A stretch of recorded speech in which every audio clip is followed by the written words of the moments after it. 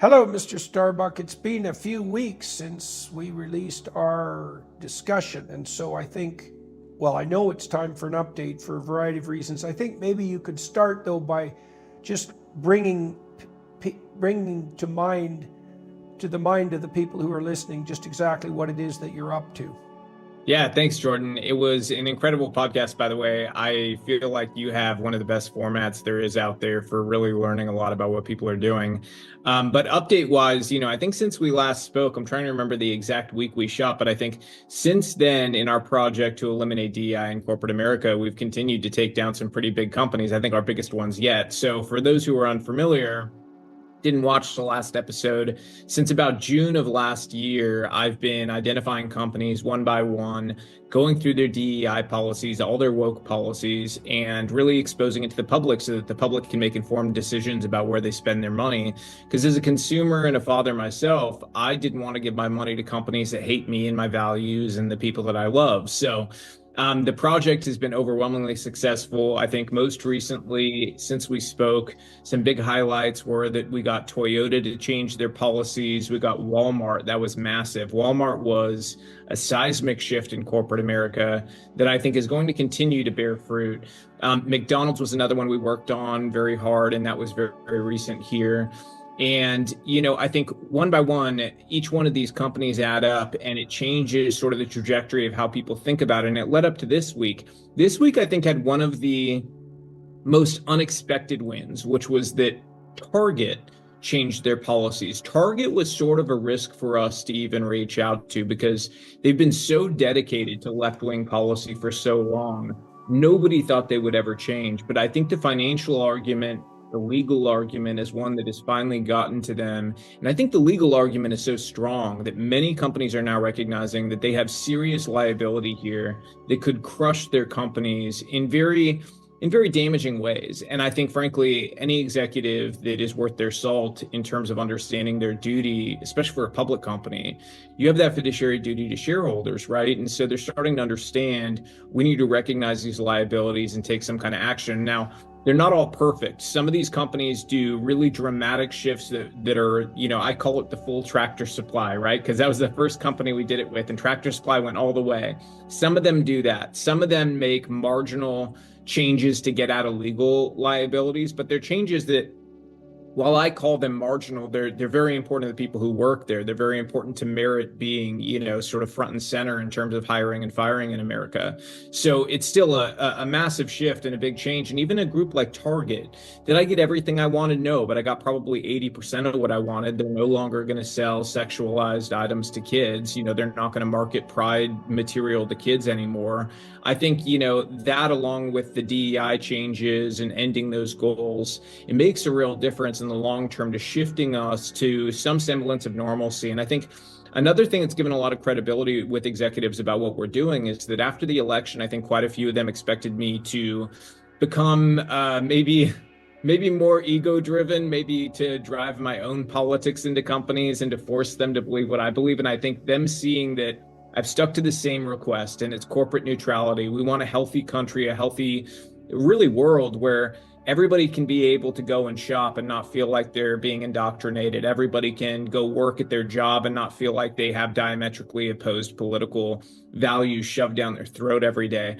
I think that brings us back to some semblance of normalcy and sanity. And I think that's healthy for a country, whether I disagree with my fellow employer or not. I don't really think it's a discussion for the workplace. And I think us sticking to that has moved a lot of people in boardrooms to see that we're serious and we really just want to get back to, sanity. I think is the easiest way to explain it. Yeah, well, it certainly wasn't my experience growing up that shopping was a political nightmare. In those two realms never really collided, and corporations wisely determined to make their commercial experience a zone of neutrality, insofar as that was commensurate with actually having a company and being able to operate, to offer products and services. So there's a free market element to that, clearly, and a free enterprise element. But other than that, it was never politicized. And it's a great relief to see that. Now, have you run into trouble with any companies? particular intransigence on the part of certain elements of corporate America? Yeah, just recently, really. I mean, there's two narratives, two very different things. One is that you've got a company like Costco. The media, the minute Costco denied a shareholder proposal, the media jumped on it immediately because we had so thoroughly demoralized all of the people on the left who have pushed this ideology that they were looking for anything, right? And it's sort of interesting because they tried to frame it as like a Costco rejection of me, which it was not. I actually didn't approach Costco. A group that is a shareholder activist group approached them with a proposal. And for history, for people who don't understand how shareholder proposals work, generally a company gives a guidance to their shareholders on how they would like them to vote on these proposals.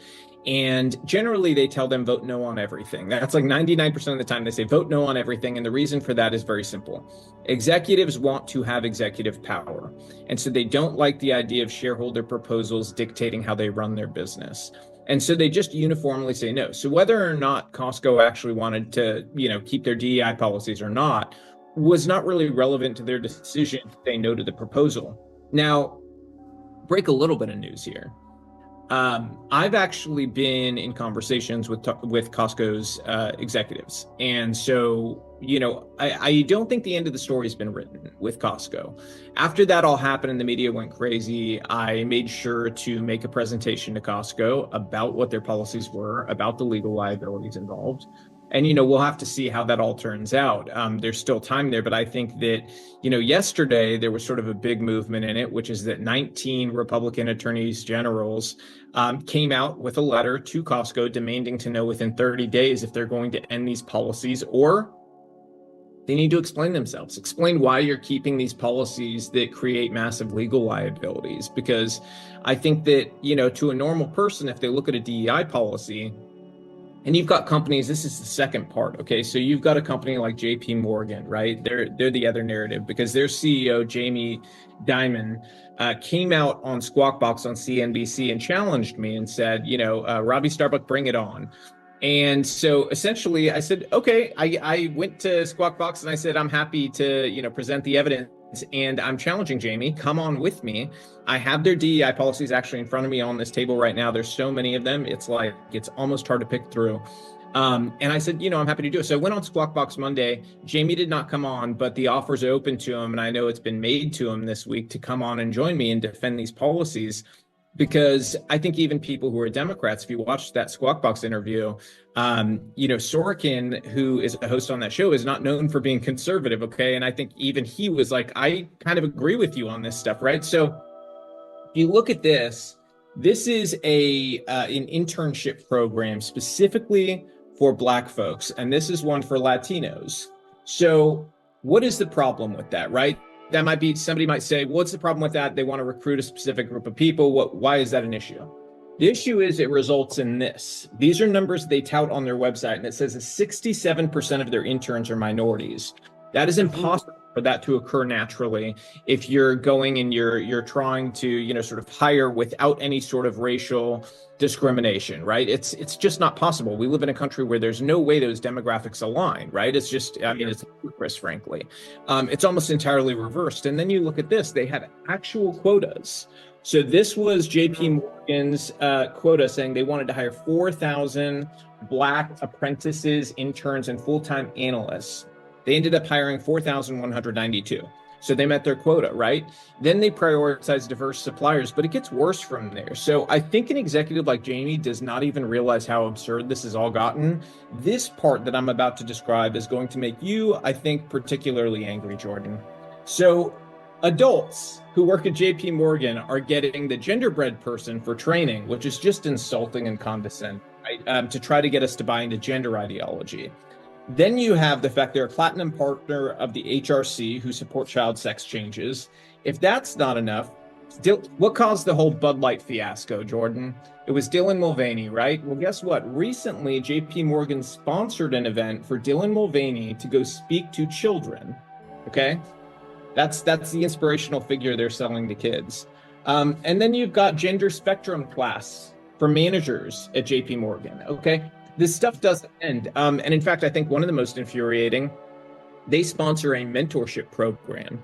And this mentorship program, they have the adults trained that if the children talk to you about sexual things, sexual identity, gender expression, any of that stuff, you can keep it secret from parents.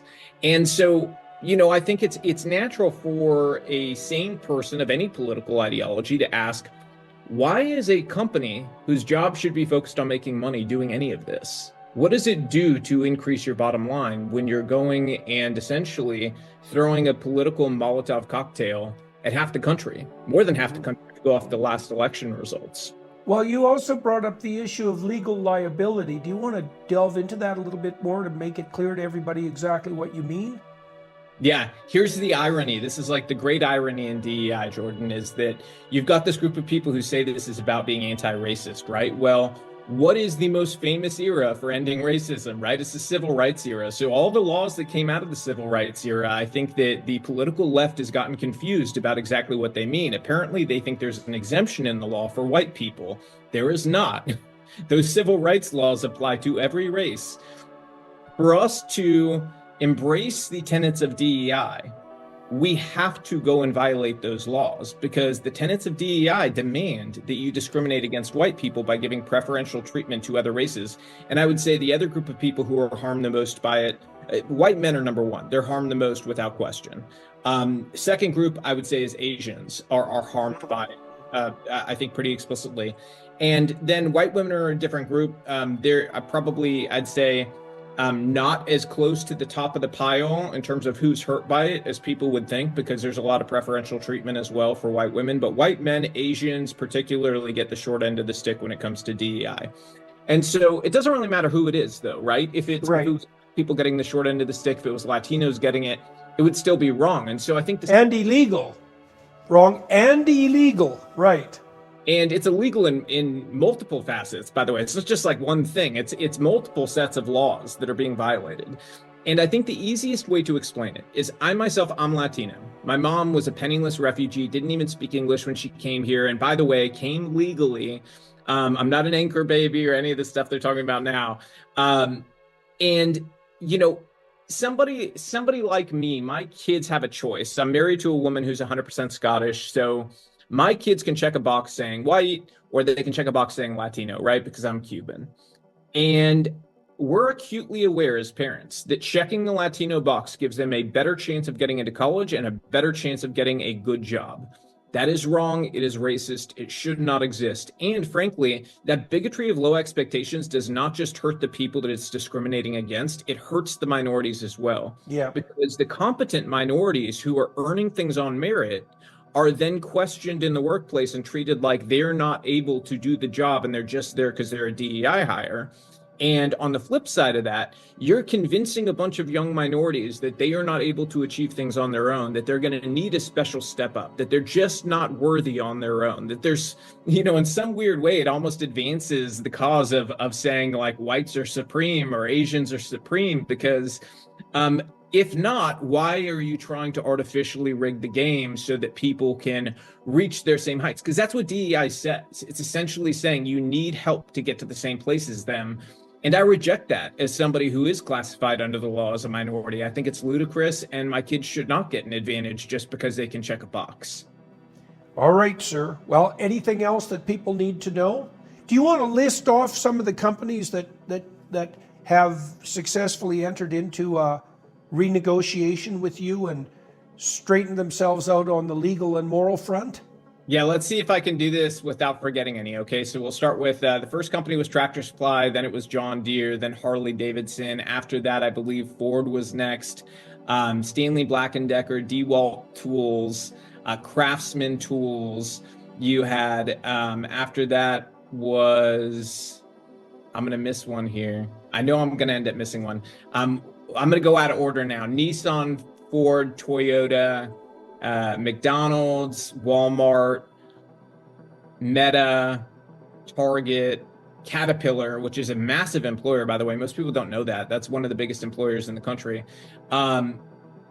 You've got... Yep. Yeah, well, we can put it in the description of the video too, just for this. No, it's a long one. We'll have to put it in the description. I just had to write it down recently. I was like, dang, I didn't realize we had done that many, because I just yeah. Yeah, well, it's impressive. Is this an accelerating process as far as you can see? Oh, it is. Absolutely. I mean, Jordan, if you saw our files, it's crazy. I mean, it's why I have to jump from one to the next to one to the next. The minute we're done with it, I'm done with it. And we have somebody keeping track of the whistleblowers at each of these places to have long-term sort of like accountability, right? To see if anything changes. And I think there will be one company, by the way, of the 21 that we've flipped so far. I think there's one we're going to go back and report on again because they've gotten a little out of line. And I think it's important that people know that there's some semblance of accountability. We're not just going to take their word and, run away from it. We need to make sure that they're actually holding to it. But you asked if there's anything else you want to add before we leave. I think that the most important thing we could add to this is President Trump just signed an executive order that will effectively ban the mutilation of children, both chemically and physically through surgery. And I think for both you and I, that is a very important That's by the president. crucial. Yep. Thank God. Just absolutely critical. And I think there's going to be a fight, there's going to be lawsuits, but I think our whole side is united to stop this. And the way he put it in his statement was really well worded, that this essentially was a national nightmare and it must end. This Great. catastrophe.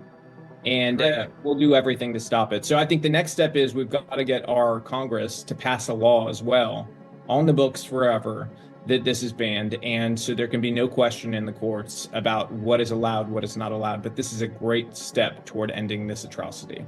Great. Well, congratulations on your further success. Keep up the great work. If there's anything I can ever do to be of aid, let me know. Sporadic updates might be part and parcel of that. It's also good to give credit where credit is due to the companies that are waking up and realizing, well, both their ethical wrongdoing and their legal liability. Right.